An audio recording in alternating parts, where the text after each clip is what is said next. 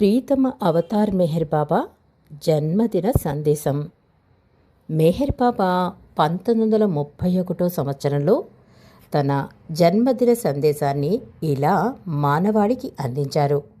బాబా అన్నారు, ఎంతకాలమైతే ప్రజలు ఏమాత్రం విలువలేని ఆచారాన్ని, కర్మకాండలని విడవకుండా పాటిస్తూ ఉంటారో అంతకాలం వారు మతం యొక్క మౌలిక తత్వాన్ని గ్రహించలేరు అన్నారు బాబా.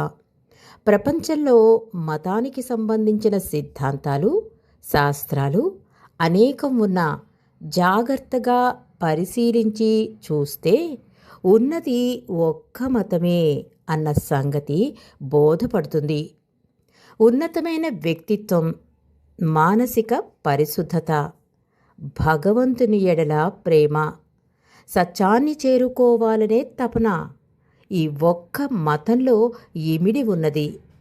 ఈ మతం ప్రపంచంలో అందరి జనులకు వర్తించే విధంగా ఉండాలి అంటే ఇప్పుడు ఉన్న కుల నిరంకుశత్వం, పూజారి వ్యవస్థ కూకటి వేళ్లతో సహా పెకిలింపబడాలి అన్నారు మెహర్ బాబా.